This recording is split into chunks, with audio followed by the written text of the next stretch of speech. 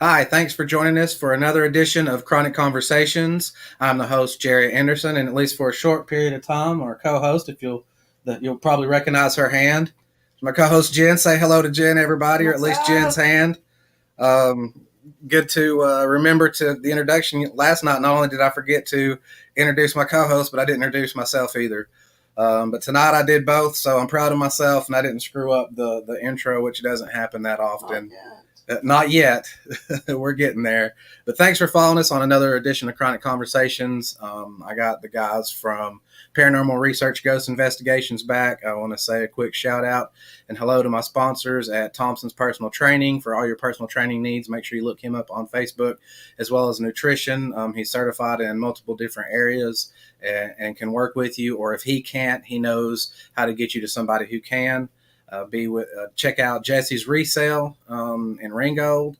Is it Ringgold, right? So you think I know where that is? I should probably have that written down too. As I said before the show, my memory's not too good sometimes.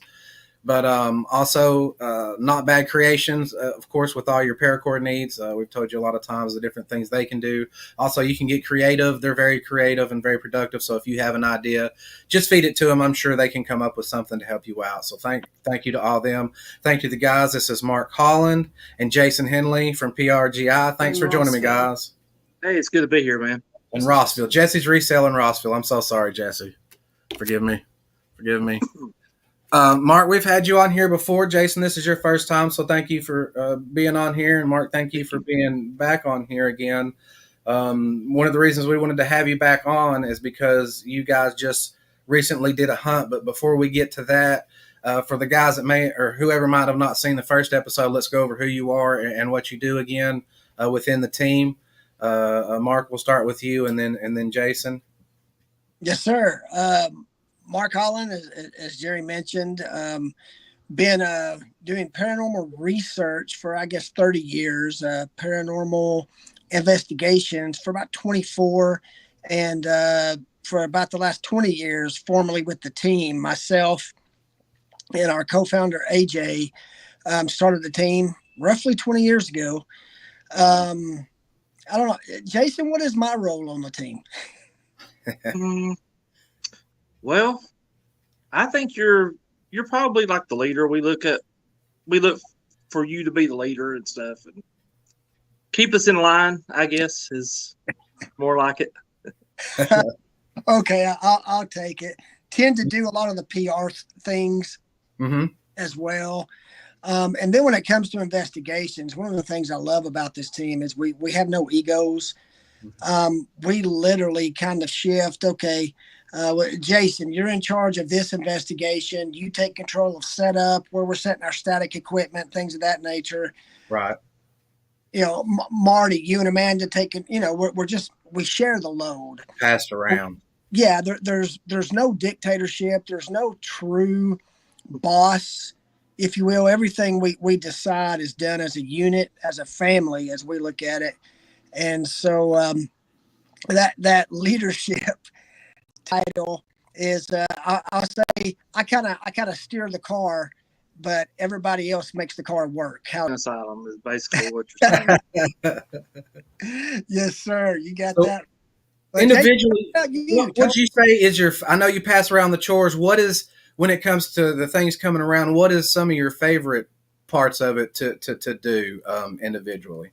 You know, for me, I love the setup. I like the thinking that goes into it because we don't really map out where we're going to set our equipment up until we've done the research. Right. Hot spots, where's the activity been most reported or even documented. So to me, that combination of the research leading up to making the team decision where we're going to put our stationary infrared cameras, where we're going to put the cat toys, where we're going to put our static EVP recorders, you know, and things of that nature. And then we'll always throw an odd one in places that's least reported or whatever, because we've some really good evidence in places that honestly others have said, well, you won't catch anything in there. You know, you just never know. You just never know. So as far as the investigation, besides actively investigating, I enjoy the setup and what goes into that. That seems, the technology part seems cool to me. I'm a little bit of a tech nerd, so it's cool to see the setup part. I wish they included more of that in some of the shows you see, because it interests me, even if it's just, a minute, 30 seconds of just that. It's always fascinated me, whether it's a movie or TV show, to get to see the setup and then putting the equipment together, because you get to be excited, because you watch these shows and you watch the investigations, and you see the equipment used, and everybody has their favorite equipment to watch being used and stuff. So that would give us a chance too. Oh, they're going to use that on this investigation. It'd be so cool to have a little more technological side. Well, Jason, what is your favorite thing to do besides the investigation itself? What is your favorite sort of chore around? I think I like the research part of it. That's trying to find out what makes these, what goes on in these places and stuff like that. I think that's the most fun part for me. The investigating is just the icing on the cake. Right. That's the fun part. But the getting ready for it is also a lot of fun too. Sure, a lot of excitement and the anticipation of it. Oh yeah, definitely. For it and stuff. How do you decide what places you're going to investigate? Do you decide that? Is that something you have like a team meeting together, or do y'all have like a bucket list of places you like to hit, or what goes into that decision making? How do y'all decide? All of the above and then some. Yes. Well, literally, Jason may send out a text to the team and say, "Hey guys, let's look for places in Arkansas, or something like that." So we'll all do separate research, right? And we'll come back with different suggested locations and whatnot. And sometimes we'll concentrate by state. Mm-hmm. Sometimes we'll concentrate just by, like we're our next investigation is at Wilden Manor, Okay. which has been to previously, but he was the one who actually alerted the team to this location. Mm-hmm. And Jason, if you could explain how you came across it, was it just through research, searching the net? Well, with Wilden, it was there was these group of guys out of Gallatin called Gateway Paranormal, and they had been, and I saw a lot of the stuff that they were putting out there about it, and I'm like, well, that looks pretty cool. I want to go. So in 2018, I was like, I'm gonna go, and the team members that I had at that time on my former team, all of them couldn't go. They all backed out. So I'm like, I'll ring up AJ and I'll see if AJ wants to go with me. So me and AJ go up there, and we didn't have a whole lot happen that was, out of this normal thing that we do. But mm-hmm. I just was like, man, something about this place. I don't know what it is, but there's just something about it. And then I made a decision to go back. And when I went back in 2019, I think it was, a lot of weird stuff. And this place is crazy.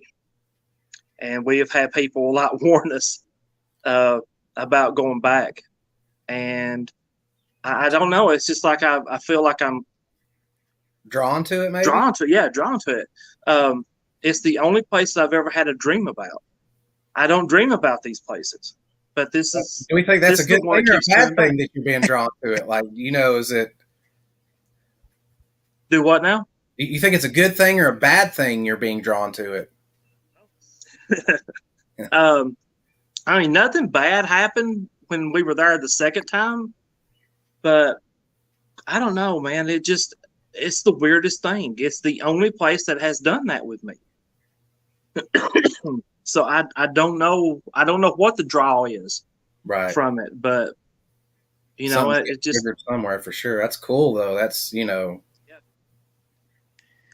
And you probably you got to do the investigation first, Right, exactly.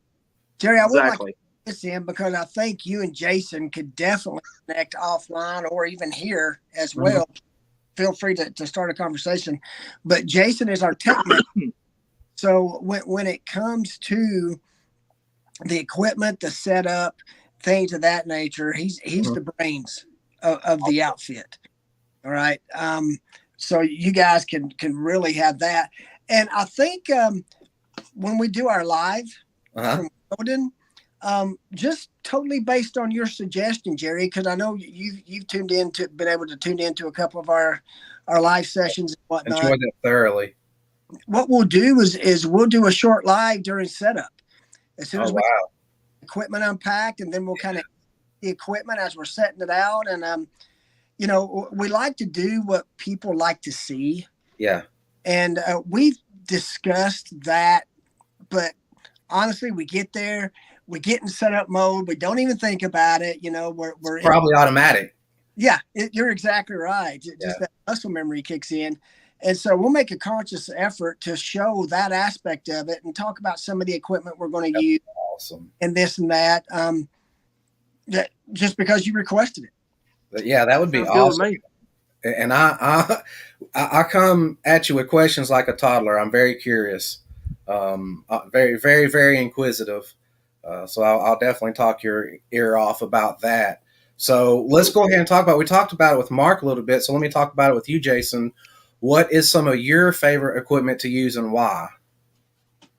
I would have to say the mail meter is probably my favorite because it has that REM pod feature on the end of it, and it's you can carry it around with you, and the cat toys. I don't know what it is about them things, but I love them little cat toys. They are simple for these entities to use. All they got to do is like touch it, and it'll light up for us. And we get a lot of interaction out of both of those things. I would imagine it's a case too of something that's like you said. That's my first thought is it must be easier for them to use that device, so they're going to lean towards doing that. Have you had any experience? I've recently heard of entities even using people's modern technology, such as text message, email, things like that. Have either one of you had any experience with this, or know anybody that has, or heard about anything like that? I haven't per se, but I was watching one of the shows, and they were at Trans-Allegheny, Mm-hmm. and they were actually getting phone calls from somebody else's phone while they didn't have that phone. Now, it's on TV. Of course. We don't know if it's real, but Reality. I have never personally, you're right, exactly. I had never personally had, my own personal cell phone, act up like that.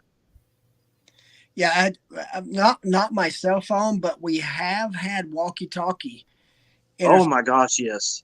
Yes. And I can tell you, anyone who's ever experienced any kind of use of walkie-talkies or things like that, it's very easy to discern radio interference on a walkie-talkie from a passing truck or right, some kid playing or whatnot. Yeah. But as a matter of fact, on this last investigation at Octagon Hall, we all had our walkies on, to keep in contact. And, those walkies have a call button where it literally sounds like a phone ringing. Yeah. Hips, and we're standing up, so there's no physical way to press a button because our hands are full of equipment. Right. Call button goes off on somebody's walkie-talkie. We've had voices come through at 2:30, 3, 4 o'clock in the morning. Mm-hmm. That were not any kind of CB interference. We usually find that if we do get interference, we'll change our channels. Mm-hmm. Until we find one that we're not getting that extracurricular activity with. But our walkies have been manipulated on several different occasions. So it's cool to see which ones are easier for them to manipulate, and maybe the reason we haven't seen as many with the phones or modern technology, it may be a lot harder, take a lot more energy, or just be more difficult to deal with from that side. And we'll definitely get to some of the equipment used at Octagon Hall very shortly, because there were some cool things happening there with some of that. But before we do, I want to tell everybody this was on Facebook Live. So everything we're going to talk about tonight, you can literally go to their Facebook page and watch it as it happens. So make sure you get over there to their Facebook page and check that out. Check out their YouTube page, like it and subscribe. That way, the next time something comes along, they have another investigation set up, you guys can watch it literally live as it happens. So let's get to the this is a place you have been before previously too. That's correct. It is the Octagon Hall Museum. Let's go ahead and tell people a little bit about maybe what happened the first time and the differences of the two, and just a little bit of the history and exactly why it is you went to research this place. Jason, you want to go ahead and take? No, you go. You've been going there more than I have, so you go ahead and talk about that one. Jason was mentioning Wilden and something drawing him to Mm-hmm. it. That's what Octagon Hall is for me. I've gone there every year, except for during the pandemic, of course, for 20 years now. Mm-hmm. It's the only place for us that we do a repeat every single year. Right. There's just something special about that place. And it's interesting because the very first time that I went, I had one of the most significant experiences happen, even to this day. Oh, wow. 20, 24, 25 years of active investigations later, was standing on this landing at the bottom of the stairs and looking up, and right at the top of the stairs do a curve back. The stairs go up, there's a landing, and then they change direction again. And so I'm looking up, I hear something, and I'm looking up, and I see this kid, like they're crawling on all fours, laying on the floor, and they peek their head out. Uh-huh. And I kind of stood there in disbelief for a second, because it just sometimes it takes a minute for the brain to process what's actually happening. Yeah, and you have all those different responses. It's weird because in a situation where there's like danger in the physical realm, I deal with that pretty good. But the paranormal experiences I've been deer in headlights, because my brain overthinks and starts going overtime into there's got to be an explanation that's going to make sense in my head. Yeah. And when I can't find one, I'm like, okay, let's go do something or something. Is that the same way it is for you guys? Yeah, even to this day, if something new, because here's the sign. I can feel it. It's a trip. I can feel the heart rate changing, and whew. Oh yeah, that your skin. You my feel face is probably red, a little hot there, blood pressure up. Feel those physical effects as well. There's actually neuroscience behind that, and neuroscience is literally study of the mind and thinking and cognitive thinking, awareness, and things of that nature. That when you're experiencing something paranormal, especially for the first time, okay, or it's still fresh, you haven't been conditioned to where now we see something like that, and we're like, hey guys, come here and look. At this point I was like, what? Wait, what? Yeah. And the reason is because there's no neurons firing in the brain. There's nothing to compare it to, right? It's like a new experience or a new pain or a new pleasure or a taste. That's it. You're creating a new neural firing in the brain. Right. But what I know for me personally, and this tends to happen across the board with people with their first paranormal experience, even with that, I knew there were no kids there. The team was the only people there. Right. And I told everybody about it, and they were like, oh, blah, blah, blah, cool, and this and that. And even 2-3 weeks later, I was still processing it and doubting what I saw. Yeah, yeah. Because the brain hasn't accepted it yet, that something just occurred that there is no reasonable, logical explanation for. Right. And then over time, you get conditioned where that just doesn't happen all the time, unless something new and different and whatnot. But when it first happens, that self-doubt, that self-talk, that story, you try to reason it out, you try to explain it out. There's no logical answer. There's no logical explanation. And then finally you reach that point of acceptance where it's like, I can't explain it. I have to accept it for what it was, which was that occurrence. Well, gentlemen, we have another guest joining us now. Hang on just a second. Jason, sorry to cut you off, brother. I'm so sorry. I'll let you finish in a minute. This is Josh Stone coming to join us, a fellow professional wrestler, friend of mine who is also, like I said, a paranormal nerd. So we're going to bring him into the stream, get him going. Hello, sir. Hello, Look, Josh. there you are down there. Hey, Josh, how you doing, brother? Doing good. How y'all doing? Doing good. How are you? Fine. So this is Jason Henley and Mark Holland, the previously PRGI that I had told you about. If you have any questions or anything, you just want to listen either way, go ahead and feel free to jump in. We were just talking about the having to process going through the having a paranormal experience and the way the brain tries to process it and even deny that it even happens and try to find other ways to explain it off. And before I cut him off, Jason was going to speak. So, Jason, do you want to pick back up where you were, sir? What I was going to say was, like ever since you're a child, everybody's teaching you that, this stuff ain't real. It's all make believe. And you have to try to overcome that when you go to these places. Like my first time, it was very hard to, because I wasn't a believer in this. That's why most people overlook paranormal experiences, right? Yeah. Because you brush it off and, it was the wind. It was, you automatically make up your own.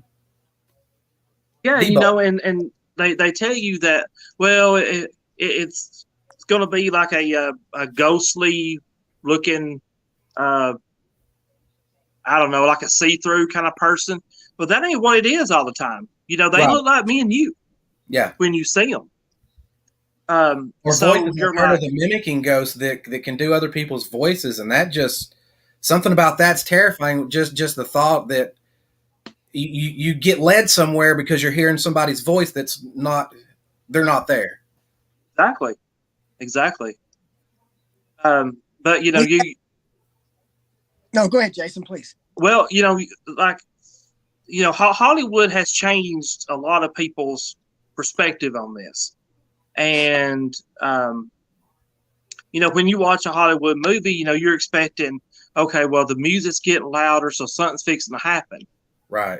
So, people look at it like, oh my gosh, y'all must have stuff happen all the time. No, we don't. Right. But they're going to give you what they want you to have and when they want you to have it. So, you be walking around and you're expecting something to happen because you've been preconditioned to expect it from watching movies and all that. Right. And it when it doesn't happen, you're kind of let down. But, just because you don't see it or hear it doesn't mean that it ain't getting picked up on a recorder somewhere. Right. Yeah.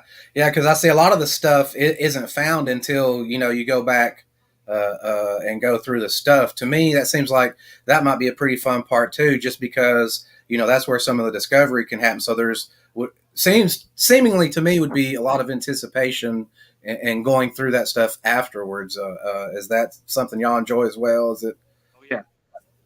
Oh yeah. Definitely.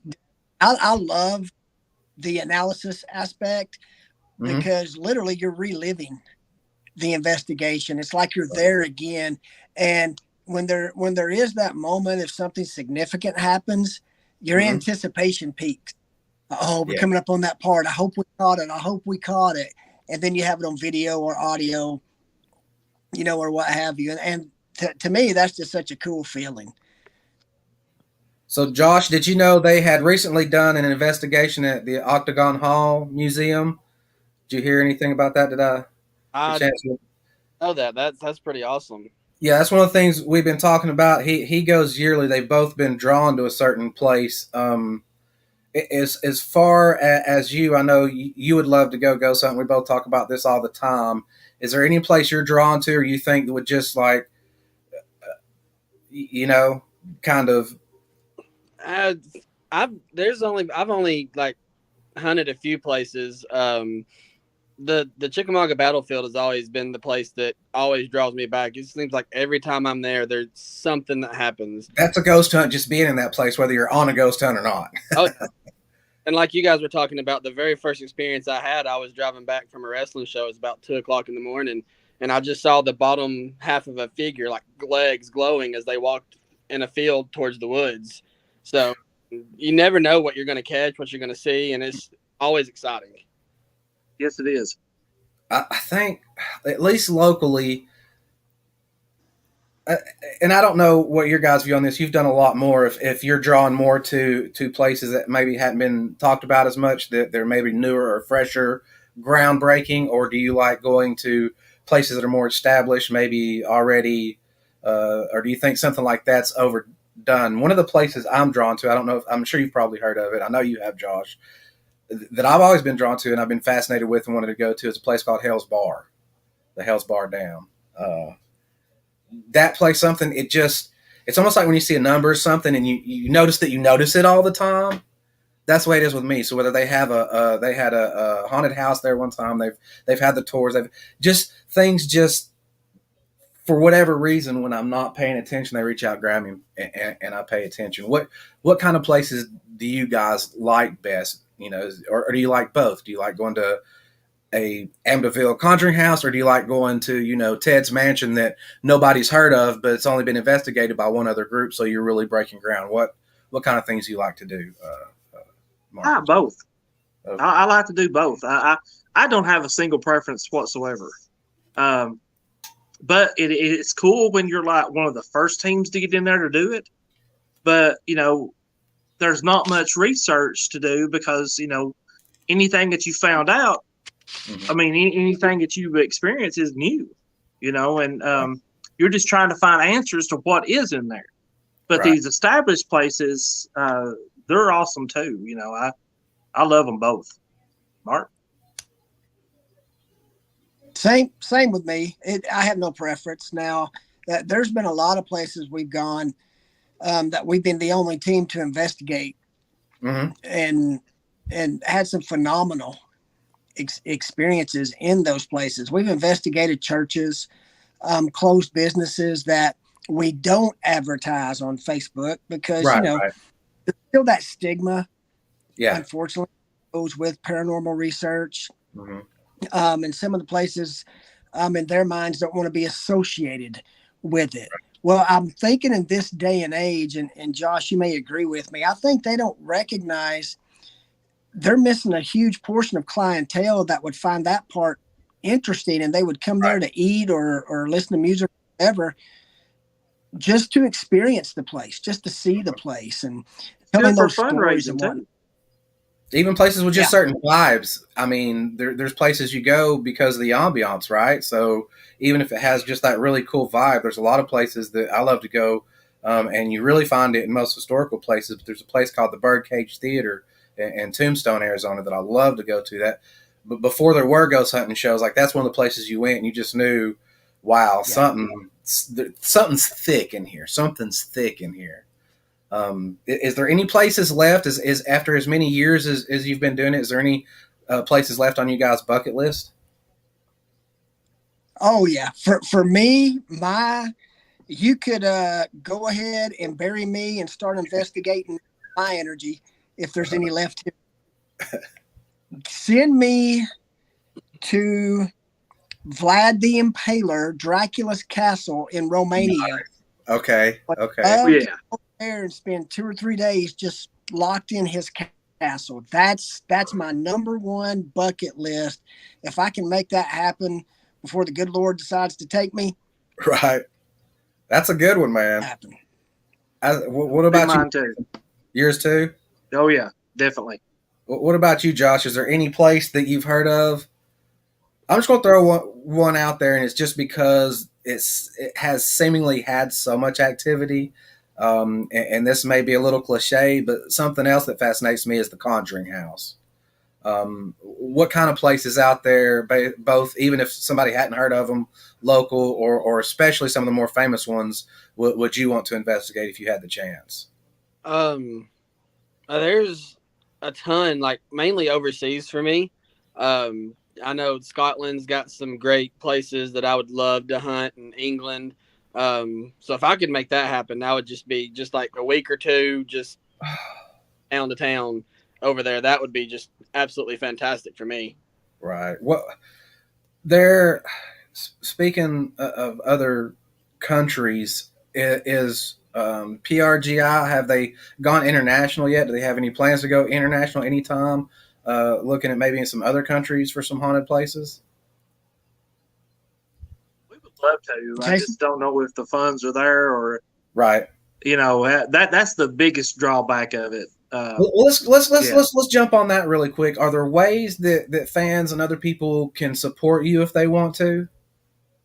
Do you have any kind of system set up yet? Or I may have asked this We don't before, have but anything set up merchandise, yet. anything? No. Nothing. Not. I find it weird to ask people for money. I just don't want to do that. I do too, but let me just say, as a fan, it's a fun concept to me to know that even if you're just sending $5, you get to contribute to something you enjoy. So you kind of give people an opportunity to be a fan, whether it's through T-shirts or just a place to donate. Yeah, I don't either. I don't get any money from any of my sponsors. I only do people who I trust and know, or I trust and know their product. But I don't charge them anything. I just believe in it, and I want to get it out there. But if you did ever decide to do something like that, let me know and let me tell my listeners, because there might be some people out there that, and like you said, if you just don't want to straight up ask, there's a place you can go through, and Josh can tell you, some of these things are how like pro wrestlers support themselves, because they're not making it on the road, from the T-shirts to, whatever, the marketing side of it. I know that's a bland part of it, but maybe it could help fuel or funnel something greater. And if there's any way, or you have any idea of anything I can ever do to help, please let me know, because I'd really like to see you guys. I loved watching you at Octagon Hall. I'd love to see you hit Dracula's Castle and all those places if we can make it happen. Let's do it, because that would be awesome. I mean, it was so fun watching you, and I did get a chance to watch Night 1. I haven't got a chance to catch up on the rest of it. We were talking about equipment earlier.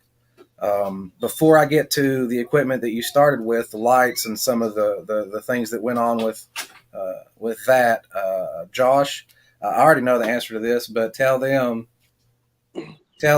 what your favorite piece of equipment is, what you like to use. I like the SLS. I like just looking around and seeing a little stick figure pop up. Know that there's something there. That's probably one of my favorite pieces of equipment. And my understanding, you do have that equipment. That's correct. Yeah, we do, and a lot of people don't believe in it, because they're like, "Well, you're mapping a chair; it's going to see something." Well, I have caught light figures that are 8 to 10 feet tall, especially at South Pittsburgh Hospital in one of the ERs, on the wall. There's nothing it could have bounced. Nothing. No. And I've caught them as small as like this tall on a candlestick at McRaven Bob House in Mississippi. Right. Yeah, and I've even seen them come in and out like on a chair. Like they'll be there 1 minute and then they're not 1 minute. So that kind of debunk doesn't really hold up to me. Hi, Josh. Josh, that's... Hey. Didn't you hear the co-host? She's back. She is getting her hair ready. We're actually headed to Tucson, Arizona. We'll probably go into Tombstone, so I'll get to there was actually a hotel out there, and can't remember where it was. Somewhere around the Phoenix area. It's I can't remember. I wish I could, but that's notoriously haunted. So maybe we can stop and check that out along the way as well. So we was talking about the SLS and your favorite piece of equipment. Mark, tell us a little bit about the equipment that you used on this hunt. What made you come to the decision, decide to use this equipment? And we'll start out with the lights and some of the questions you had and some of the answers you got. Sure. Of course, the cat toys, as Jason said, that's one of our favorite, very inexpensive. You go to a pet store and buy those for a couple of dollars, and easy to use. Love the SLS as well, Josh. One of my favorite SLS figures we caught at the Trans-Allegheny Lunatic Asylum in the exact spot where it is reported and documented of one of the patients unfortunately hanging themselves. And we caught an SLS figure in that exact spot, hanging from the ceiling. A light fixture. Yeah. The map to create a false reading or whatever. So that was interesting.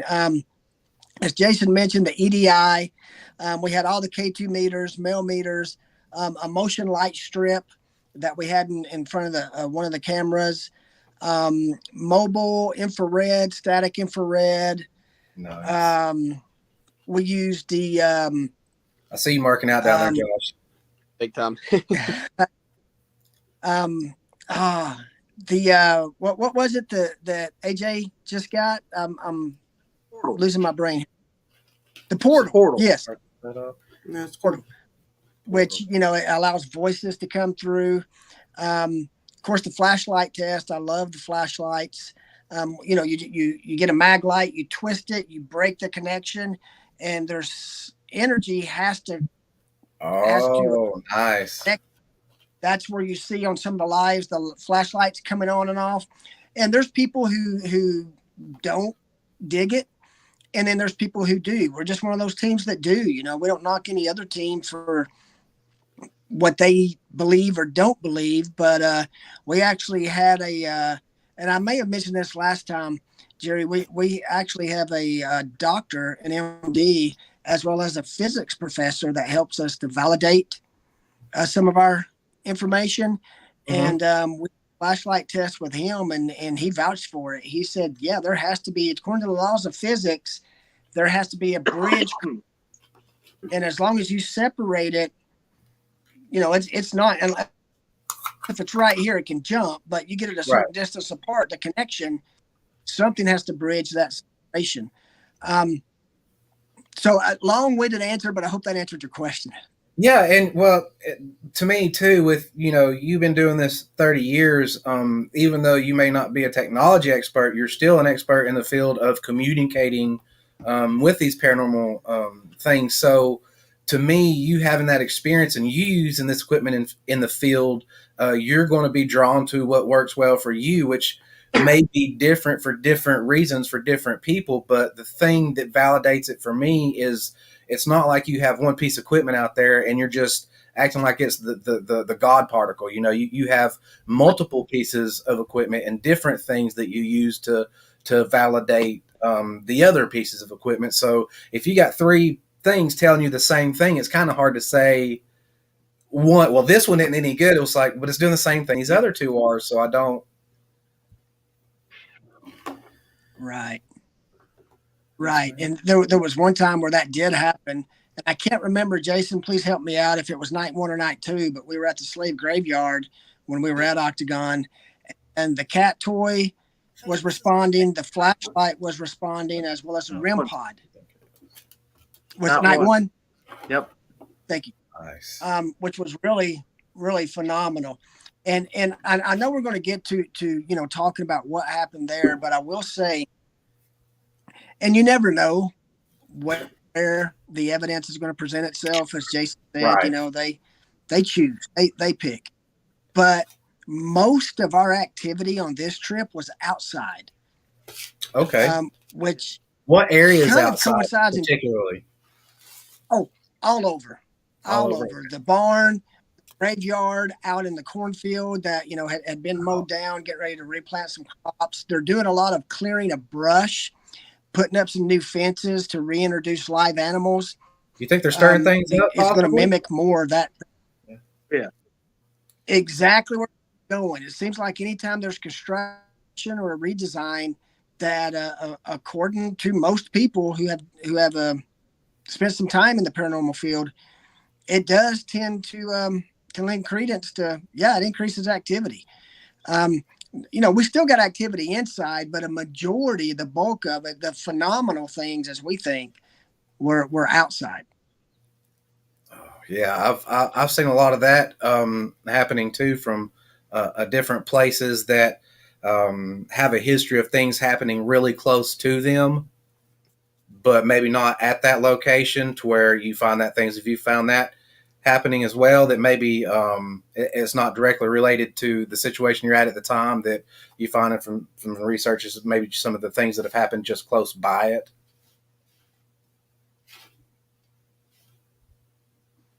Yeah, and I'm sorry, Jerry. I may not have gotten all the question. For some reason, my feed's going in and out. Yeah, on our end, it's going in. If it kicks me out, too. Okay, yeah. Can you hear us okay down there, Jason? Jason, can you hear us? Yeah, there's I think some crows up here having a fit. I'm outside on the back porch, and they're pretty loud right now. Yeah, I don't hear the crows, but I hear you good. Awesome. I can hear your them. video's been going in and out. More. I've had the room that I do this in is not the most soundproof studio in the world, and it seems right about the time I decide to do a podcast. There's crime babies, barking dogs, birds that are suddenly pissed at the world. There's just all kinds of fun things.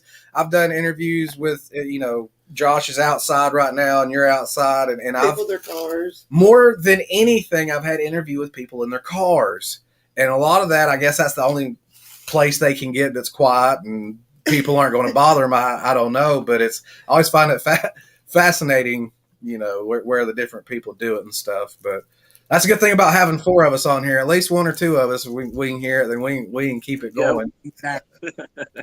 Josh, did you have any questions for him pertaining to the paranormal? Is there? Well, I'm just curious if there's an experience that you really wanted to experience that hadn't happened yet. Like for me, I've always wanted to be touched by an entity or something, and that's one thing that's eluded me for so long. So, is there anything like that, you guys? Careful what you ask for, dude. Right.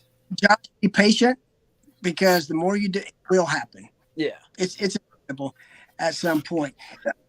Speaking for me personally, and I don't mean this to sound the way it's going to sound, but there's not much that I haven't experienced, just doing this for so long. I've been touched, Right. scratched, pushed, shoved, calf grabbed, butt grabbed, had a wallet left up in my pocket, my hat, stuff thrown at me, disembodied voices. Have you ever brought Pretty much anything door home? slamming in my face or shut me in a room or what have you. Say it one more time. I'm sorry. Have you ever brought anything home? Like, has anything Has any ever activity attached? followed you? Like, has anything, once you got home, you ever had activity start up after doing an investigation? Yeah, not Yeah. me personally. We do have a prayer protection Okay, nice. that we read before. Can't honestly say all, but most of our investigations, and so far, we haven't had anything follow us home. And we talked about, we talked about, majority of them seem to be positive. Anyway, people automatically will sometimes associate ghosts with or paranormal with evil, but that's not always the case. It's actually quite a small percentage, as we talked about. Though that does happen. Is that something you ever think about going in, or do you just go in like any other investigation? And There's always that fear that something could follow you home, and my wife would keep me out if something did. It's all fun and games till it comes home, right? Yeah, for real. But we've never ran into any evil things in these places. And I think that's a lot of Hollywood talking. People think ignorance. I mean, you've never had the experience, and you hear voices, or you just automatically assume, it must be evil because, like you said, between Hollywood and music and things, it just like witchcraft, it's so far from what it's been portrayed over the years. I guess you guys find out that with you too. Everybody thinks probably that expects you to be a movie or a TV show. What's the hardest thing, how to say it, maybe to get through people's heads about the business of the paranormal investigations that sometimes maybe us laymen or people who haven't been investigating just don't really get? What kind of misconception maybe do people have? I think that because of the TV shows that, you don't realize that they're there for 5 to 7 days, and everything they got happening is it rolled all in 45-minute time period. Mm-hmm. There is a lot of downtime that there is nothing happening. And then, we were there at Octagon for 10 hours investigating, and you may get 5 minutes worth of evidence. So there is a lot of nothing that happens, Kind but of it's sounds like all pro worth it wrestling, if Josh. one thing happens. That's what we do in pro wrestling. We drive like 10 hours to wrestle for like 5 to 7 minutes. Yeah, exactly. We get it, but you learn to savor that 5 to 7 minutes, right? Like you learn to savor those things. That literally, I would think make it all worth it because, It does. yeah, It does. If one thing happens on an investigation that you pay, let's say $1,000 for, if I can get one thing to happen, I'm happy. it's the experience of a lifetime. Because a couple experiences I have, I would definitely pay to have those again. If even just being put in a situation where they're more likely to happen. Yeah. Oh yeah. Yeah, same. I mean, there's times when you think during those quiet periods where nothing's happening, but then you go back and analyze evidence, and you have a figure, or the SLS, if we had it stationary, caught something, or you've got all these electronic voice phenomenon you captured on your voice recorder, and that's, to me, that's when it's kind of cool. When you're kind of like, hey, something needs to happen here, and you don't think it's happening, but it actually is. Right. And you don't know it afterwards, like we were talking about earlier. But it too, these just the experience of the hunt itself seems so exciting to me with nothing happening. But then again, you add one thing happening or two things happening, because I know, like you said, I know 2-3 weeks later, I'm still going to be on that ride because I'm still going to be processing that thing. I would imagine that's one of the great things about hunting too, is you get to kind of ride that whole emotional roller coaster ride for a while. So like you have a great match, Josh, and you ride the wave of that till the next one. You ever get the itch so bad you just had to go out and do one, or do you ever have like a last minute investigation? Anybody calling like, look, whatever, like we got to go? Is that anything like that ever happened? Oh yeah, especially at the homes. We have a couple of homes. Honestly, we're kind of lagging behind, not only because of our other investigations, but because of work and family priorities. But we have a couple of homes we need to catch up on. If they call us and there's a child involved and there's something negative happening with the child, or the child's having a negative response, then, I would go over there tonight. Right. If I needed to, just to provide some ease of mind and comfort. But that's not a frequent occurrence, but it has happened on several different occasions. Yeah, I get that. Yeah, that makes sense. Just kind of like on a triage operation type of thing, just to take priority. Some are going to take priority over other ones, I'm sure. Yeah. Going back to Octagon Hall, what kind of communications and things did you learn the first time, and what kind of things did you learn the second time that you didn't learn the first time? Jason, you take this one, since you're newer to the hall. You're infatuated, but you're newer to the. I think that Octagon Hall demands your respect. And if you go in and you don't respect it the way you should, I think that you're going to come out with nothing. Right. But if you go in with a lot of respect for that building and the entities in the building, and even out in the yard, they're gonna be nice to you, and they're gonna give you stuff. And like my very first night there, I made a mistake, and me, AJ, and a girl on the team named April. April. We went up on the second floor of this barn, and I kind of almost fell through it, got myself wedged in there. So luckily, I had people with me. That's why you never go alone anywhere. But I didn't respect the idea that, hey, you might get hurt by going up there. So yeah, I think definitely, respect the entities, respect the building, respect the property, and you should be fine. So I learned that the hard way there. Well, Josh, I know you got to get out of here, buddy. I'm glad you could join us for a little bit, so we'll go ahead and say goodbye to you, and thanks for being here. And if when Thanks, you Josh. see Chronic Adventures Ghost Hunting Edition, that's the guy you'll see with me. So everybody be waiting for more information on that one. I'm You ready excited for that, buddy? for it. It's nice to Pleasure meet you. Hopefully, we'll talk later. Pleasure to meet you, Josh. Thank you. Take care. Sure.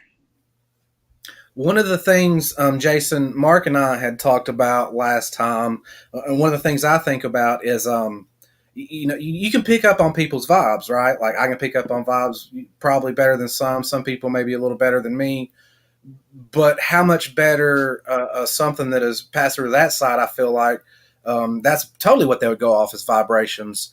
So I would imagine maybe your intent, or like you said, the amount of respect that whether they're going to give you. I feel like that's why sometimes too some teams would have more success than others, because they're bringing the right attitude, the right vibe into the situation, to where I don't want to say where the ghosts feel safe, because that sounds weird, but without knowing a better way to phrase it, that's kind of what it is. Do you think that's kind of the situation ties in there? I think totally. I think if you go in with the right mindset, and we are energetic, we love to go in, and we rib each other a lot, Of course. and I see sometimes, like when we go to these places, and Octagon Hall and South Pittsburgh Hospital are two prime examples of this. The less you pay attention to them, sometimes the more you're gonna get. Right. And now they want your attention. we're not ignoring them in any kind of way. Right. We're just wanting them to come to us.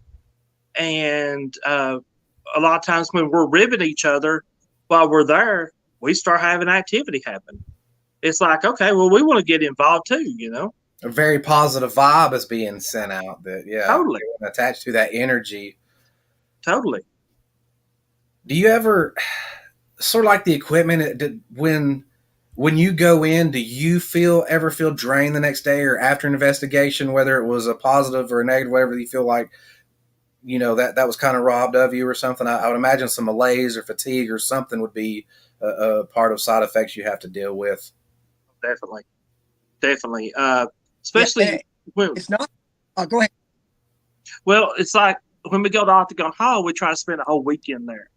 Right. So yeah, you're going to be physically and mentally just drained for 4 or 5 days after. Mm-hmm. But a lot of these places we just do one night. You do get physically and mentally drained. Right. So sometimes, that's why we like to do them either on Friday night or Saturday night, so we have Sunday to recuperate before going back to work. Yeah, that's. I got to the age a long time ago where I had to start taking more time in between wrestling matches. It's the match itself was okay, but the recovery time needed in between that one and the next one started to grow and grow and grow.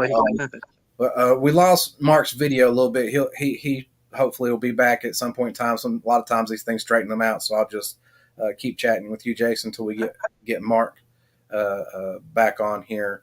So how long exactly have you been paranormal researching?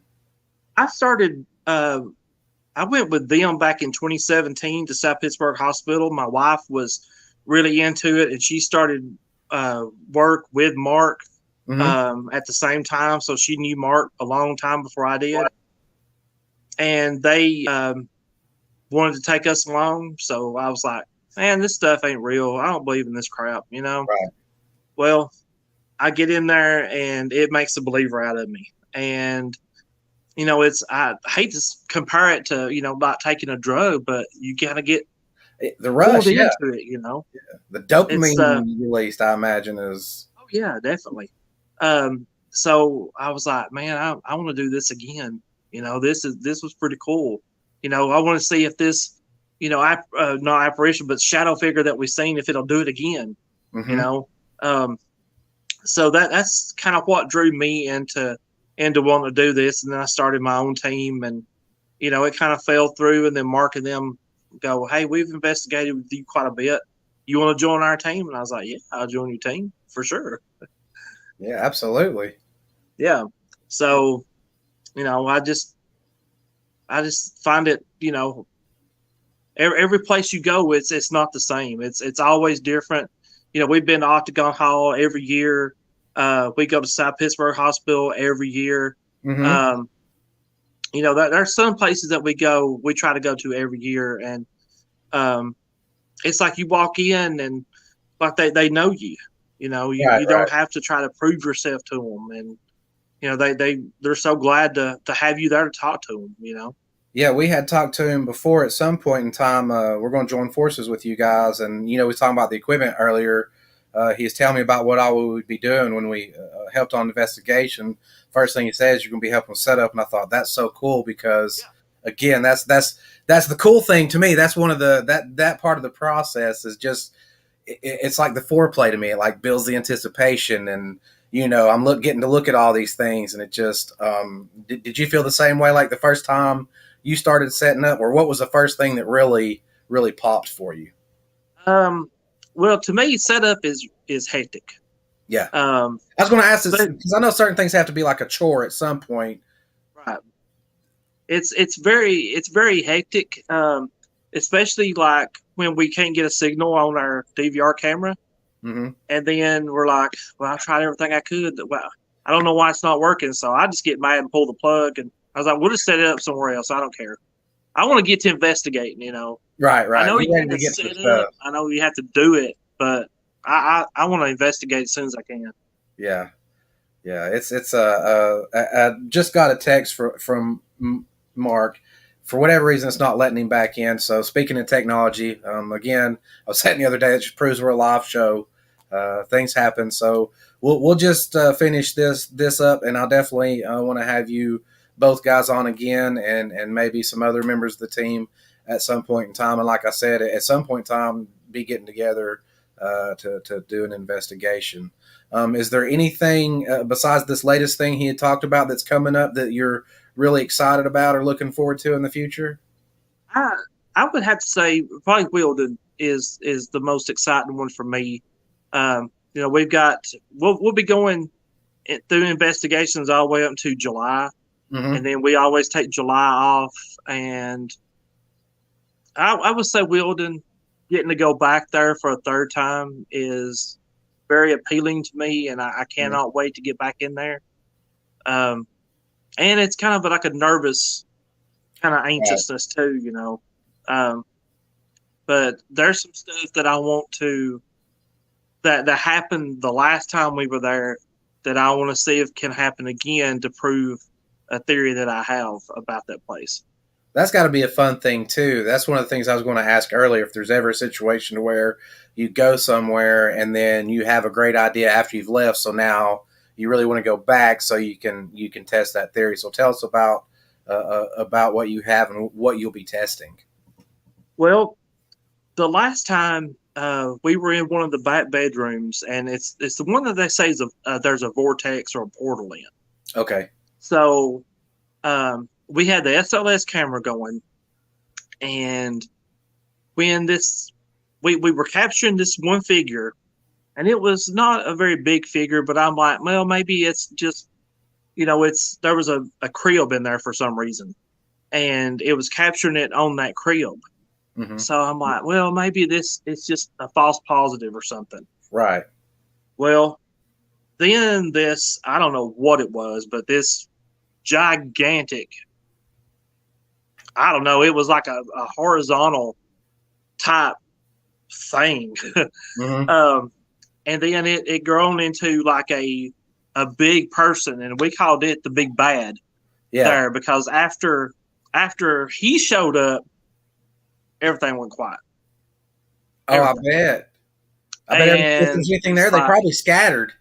Yeah. It's like he will not he runs the building, and he won't let anybody communicate after he shows up. It's like, okay, well, we can talk to you now, but once he's there, no, they're done. So, and there was several other teams that have said that they've run into him. And one of the guys who runs the building has told me, he goes, you're not the first person that's run into him, and everything stopped. So I don't want him to appear until we get close to the end. Mm-hmm. Because once he does, it's over. Yeah. So if we can just hold him off until the end, I would love to know who he is and why he does what he does. I'll tell you a second. Okay. Yeah, it's yeah. I did have a question here too. Sometimes I have people write in. See, it says, "What's the greatest excitement individually?" So, I guess we may have covered this a little bit before, but we'll just run back over it so she gets to hear the answer to her question. It's, I guess, what is your greatest excitement individually that gives you the passion to keep continuing on in this field? And we talked about the addiction aspect of it earlier. That once you have that experience, what else? What kind of things keep you coming back and keep you excited? Just the interaction, I think, with these entities as a whole, and the history of the buildings and the properties that you go to. Right. We've been doing a lot of Civil War stuff, like the Lodes House in Franklin, Tennessee, Octagon Hall in Franklin, Kentucky. They're all big in the Civil War. Right. And I think, to me, I love the history of it. Have you been to the battlefield yet? Have you guys been? I have never been to Chickamauga Battlefield, but they have. Well, if you go back, that's definitely a place I would love to go with you. So let me know in advance, and I promise you, we'll be there. I'll take off where the Lodes House is. It's where the Battle of Franklin happened. Nice. And then when we were in Vicksburg, Mississippi, at the Bob House or McRaven House, the Battle of Vicksburg happened right around there. So we've been to those kind of places. Right. But no, I've never been to Chickamauga, and I think it would be awesome to get to do that. It's another one of those places that just driving through, it's peaceful, but there's this air of the past. There's this vibe, this weird thing, think that there were, I'm sure you experienced it being on battlefields, to think that, there were 13-year-old kids that were fighting as men, and some of the death and destruction and things that went on literally in people's backyards. Do you normally pick up on those kind of things at some of those other battlefields you've been to as well? I think when you go, you can just feel a heavy feeling, or like it feels somber. Yeah. Especially when you first get there. We actually got to go onto the battlefield at Vicksburg.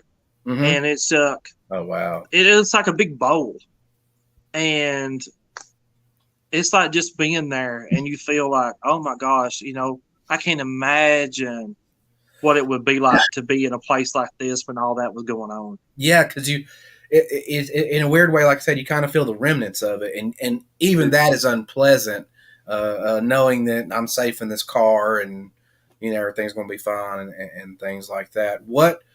Is there ever been a place where what's had the strongest vibe, or maybe gave you the worst heebie-jeebies out of any of the places you've been? I have to say, anything happening too, just the vibe alone. Trans-Allegheny. We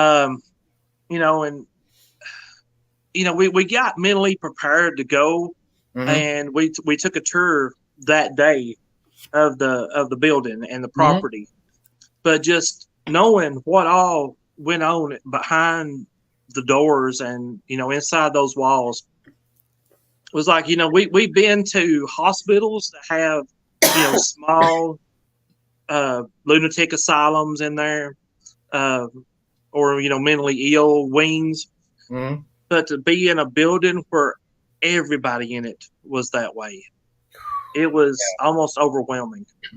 I can't even imagine. I can't either. I mean, there was suffocating, and it's just, you feel them all around you, because they just put off an energy. Does that kind of go away once you leave, or is that something sometimes you carry home or into the next days too? Is kind of the emotions of it. That one stuck with me for quite a while, at least a couple of weeks after we come back. I was still feeling it. We was just in this building, and all the despair, all the sadness, and it takes a while for it to leave you. Yeah, for you to kind of get back to a level head, I'm sure that's because it's such a roller coaster ride of emotions because there's the anticipation, the excitement.